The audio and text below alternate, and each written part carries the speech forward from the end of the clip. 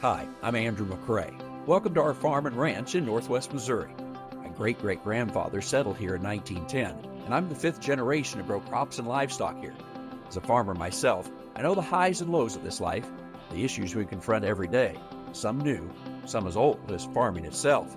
This show is a place to talk with farmers and others in the ag industry about topics that mean something to us, topics that can improve the present and future of our operations.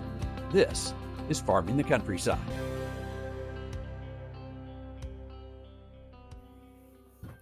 Nevil Speer joins me, and from Bowling Green, Kentucky, we're going to be talking cattle and all things markets and beyond, I suppose. Nevil, first of all, thanks for joining me. And I guess these are happy times to write about the cattle market. It just keeps going up, right? Well, I think for everybody, it certainly feels pretty good. I work with one producer who sent me a snapshot of his check recently, and he sold cattle at Joplin, and he told me, he said, I never dreamt I would make this much money, right? So yeah, everybody's feeling pretty good about what's going on right now. Yeah, and it's been going on for a while now.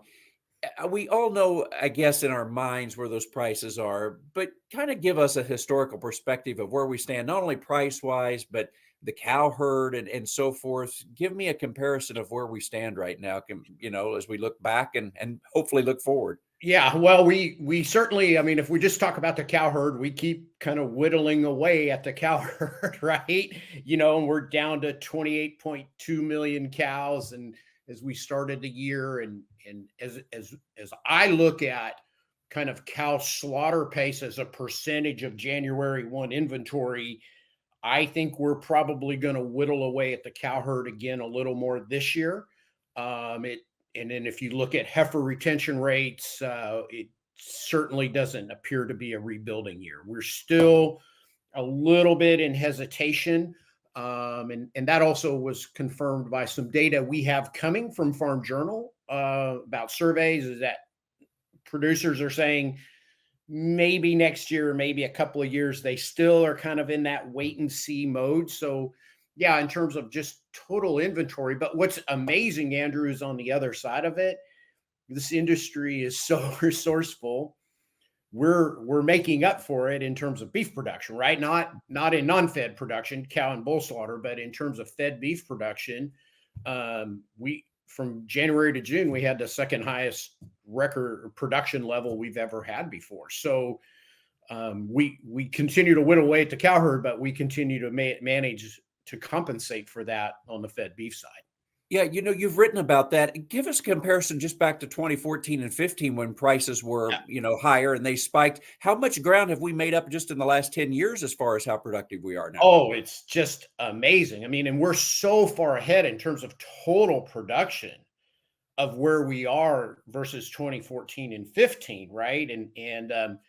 I think a lot of people think, well, we have record high prices right now simply because we're down in cattle numbers, right? We're tight on cow numbers, we're tight on feeder cattle numbers, but again, really the market responds to pounds and production.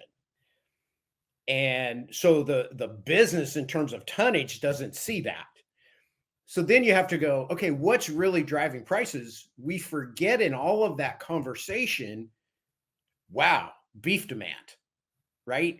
We have consumers who have been willing to come to the store and to the restaurant and pay up for beef in a way they never have before. And so really a big part of what's driving this we don't talk enough about is on the consumer side of the business.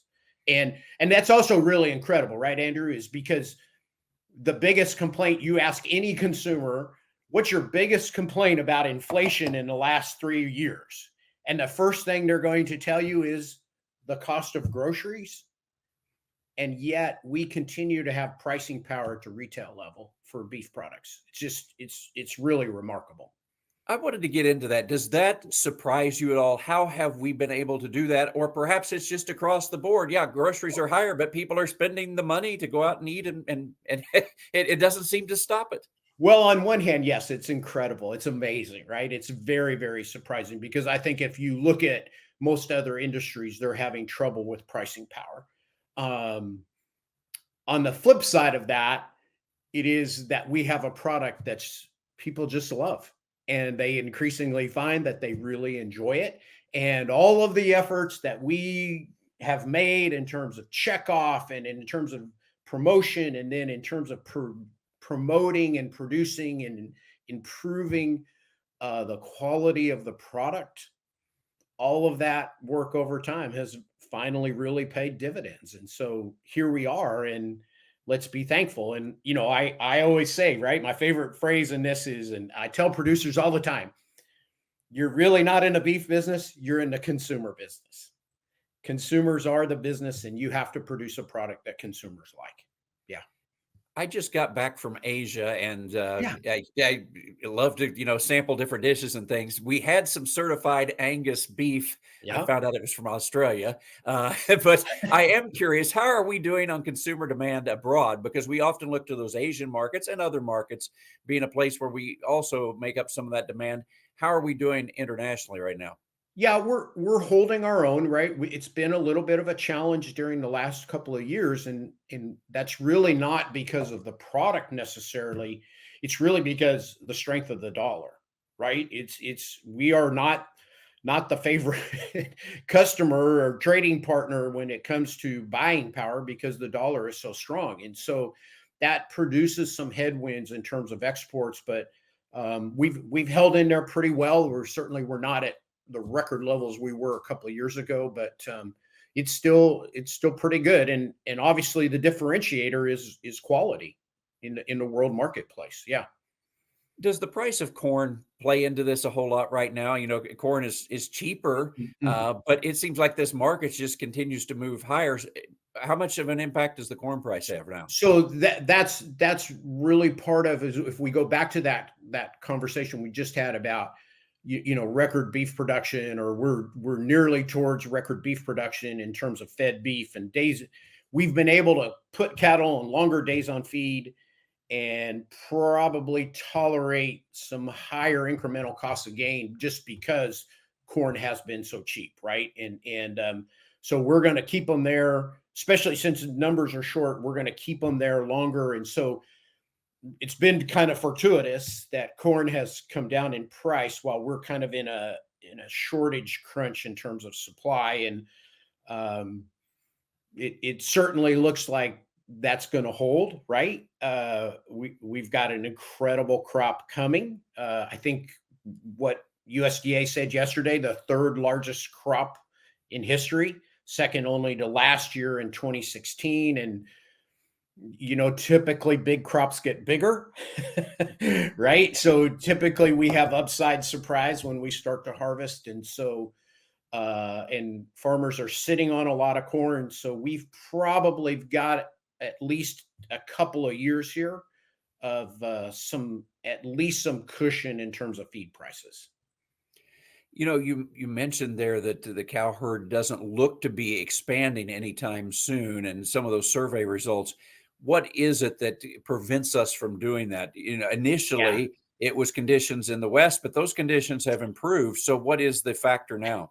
Yeah, Andrew, I think it's a great question. I think there's two things going on. I think one is we still have uncertainty around interest rates, right? And just before we got on here, I'm sitting here watching Bloomberg, and that's all they're talking about. And we continue until we have kind of some certainty around interest rates. That's a big kind of a crunch for producers. And then the other side of it is just, I think, equipment costs, right? It is amazing how much equipment has gone up, and you just go replace kind of a mid-size front wheel drive assist tractor that's maybe 80 or 90 horsepower, and you're well in over $100,000.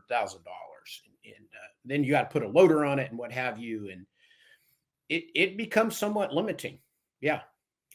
So given those factors, then should we expect this market to continue to trend higher as we go forward? Is there any reason that we see it contracting and coming back? Well, I think so. So there's some push and pull, and it's a tug of war. clearly there's some limit to how much pricing power we have in the marketplace, right? I mean, ultimately, we can create demand destruction, and consumers start to opt out and you know, vote for poultry or pork, especially on the ground beef side. So we need to be careful of that. Um, but ultimately, we never see the peak in prices in a market until we start retaining heifers. Till we take the heifers out of the fed slaughter mix, that's you don't see peaks until then. So you know, we've probably not reached the highs yet. Now, I am not one who's going to tell you that we're going to 220 or 210 and what have you. I'm not going to be that prognosticator, but typically that's what happens. We don't see the highs until we start retaining heifers. So let's talk about then, since we've had some good years, we in the beef industry, and I had to chuckle at one of your recent articles. You'll tell me the quote right off, but when people get together, it makes each other crazy, and if we're negative, we bring each other down. That's the basic gist of it. Hey, I'm a cattleman, and when we begin talking, pretty soon we've got ourselves in the negative territory, no matter what the prices are. Yeah. So, having said all of that. What should we be thinking about right now? Because I think most cattle producers have had some better than average years. For sure. So, given that, how should I be managing my herd or whatever I do in the cattle business? Yeah. Well, I think there's three parts to that. Is one of my other favorite sayings is things that never happen all the time. So, right, markets are good. So let's look at doing some risk management. And that risk management might be futures or options, or let's talk about doing an LRP and let's try to at least build a floor here in case something happens, right? We just never know what's going to happen internationally or what have you. So let's be really, really careful because you've got a lot of equity at risk here. Then the other thing is most producers at this point, cow-calf producers, you're having a year that's positive cash flow, probably like you've never seen before. Okay. And you're going to have a run here of a couple of years of that.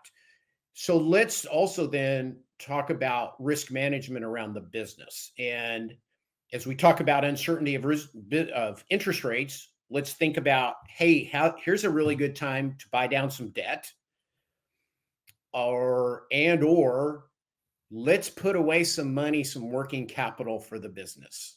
Because again, things that never happen all the time, right? You wreck the pickup truck or something happens with the loader on the tractor or the feed wagon breaks down and then you're stuck with having to go to the bank and ask for money. Boy, it's sure nice. Let's just have some business continuity, have some working capital. We can pay for that. And it's that, right? Think of working capital as that rainy day fund because, right, as Dave Ramsey always says, Murphy always moves in, right? Something bad's going to happen. So let's try to take some pressure off of the business that way. Yeah. You know, we see right now, you've written about one of the biggest feedlots going in out in southwestern Nebraska. Yeah. And so I think as cattle producers, we always see one side getting bigger. However, there is a story, and I could paint a picture that there's this other smaller side in which people are doing more direct to consumer and so forth. Mm-hmm. Is there one trend or are both trends happening simultaneously?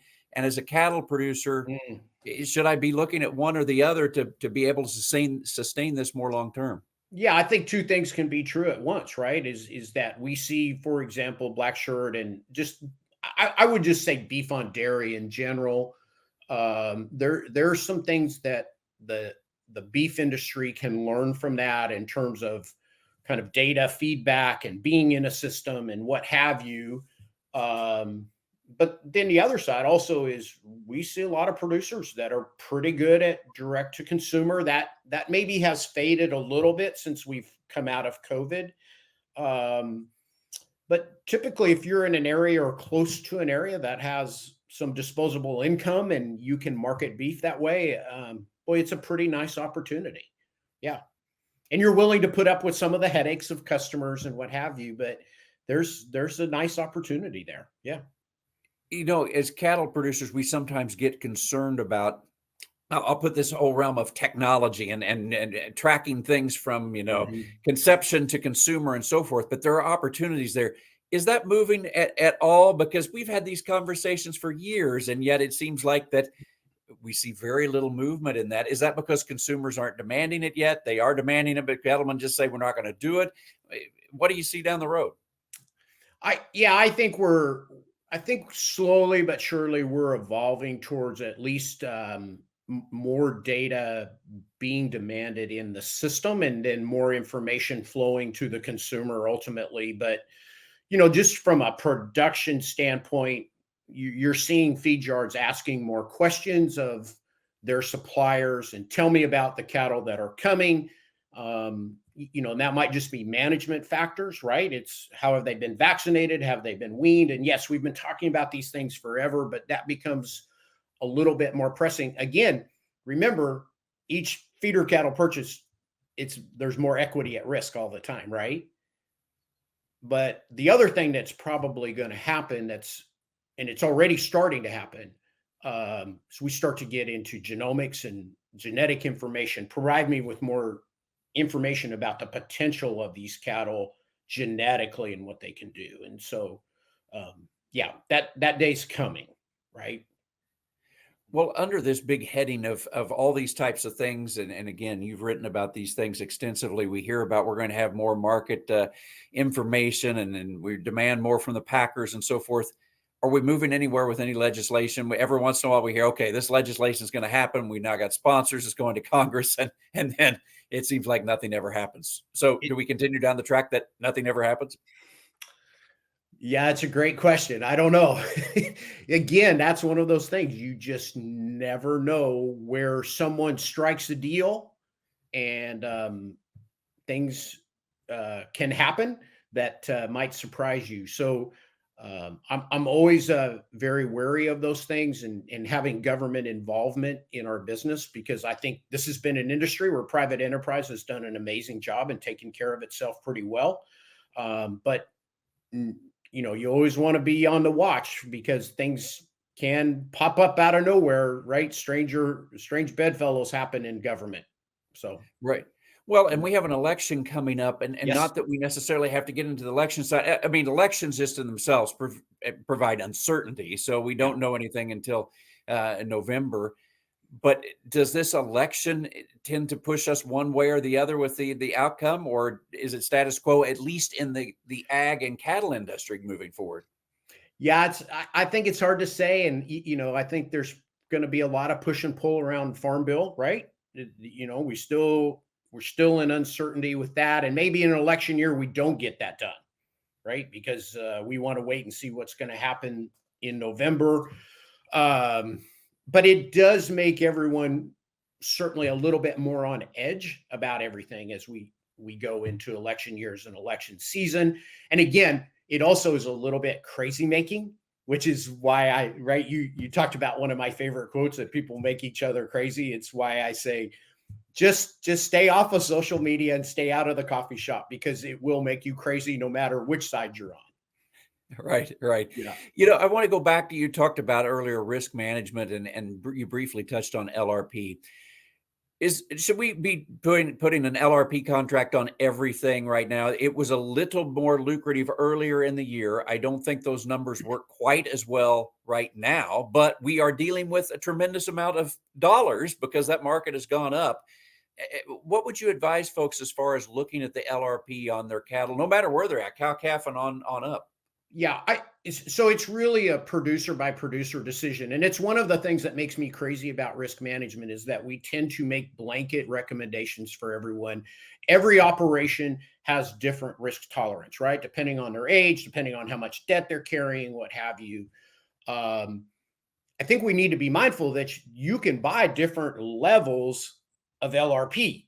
So really what you want to do is price it depending upon your risk tolerance. What is it that you're willing, what's kind of the minimum that you're still going to feel pretty good about? It might hurt a little bit, but you can go to sleep at night, versus just having your knees cut out from under you. And I remember that lesson very well from a producer that I worked with who sold cattle at a sale barn on Monday after the fire on Friday, right in Holcomb at Tyson, and just didn't. There was no way for the news flow to come out, and there was no way for him to know that. But the cattle were on their way while that news was kind of beginning to trickle out, and it cost him a lot of money. And so what kind of buffer do you want there to kind of prevent that from happening? Because again, things that never happen all the time, and we just never know. Yeah. Yeah, it's a discussion that we have on our own farm and ranch, as well as, is it worth it to have at least some level of LRP Yes. coverage for catastrophic type of events like you're Perfect. talking about? Yeah, that's exactly right. Think of it, consider it that way. And again, everybody has a little bit different level of tolerance, but it's no different in health insurance, right? What can you, where can you afford to kind of lose out? And is it a catastrophic coverage, or do you want to cover even higher to that? And so, yeah, it's exactly right. In the minute or so we have remaining here, Yeah. you're always looking at all different parts of the industry. What is it that we're missing? What should we be looking at? What haven't we discussed? Because there are so many different things that can hit us, and sometimes it's hard for us to be aware of all things when we're out there just taking care of the day to day.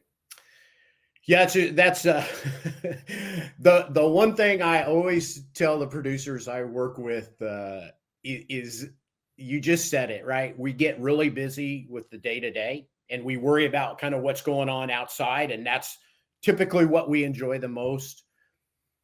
Boy, I tell producers, spend some time inside. What are your costs? How can we whittle down our costs? But you don't know that until you know your numbers, right? And I always think of Shark Tank.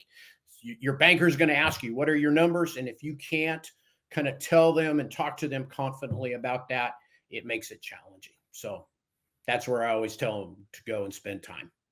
That's right. Yeah, we have to do some of that. I will say, though, some of my best days are days when I go fix fence by myself and I'm over a Absolutely. hill and I have no cell signal. I That's love right. those days. You're just working by yourself and nothing bothers you. Hey, Yeah. Neville, so people can find you in some of your writing. Is there any one place that they should go to see some of your latest articles? Yeah, the best place would just be to go to drovers.com for sure. Yeah. Oh, great.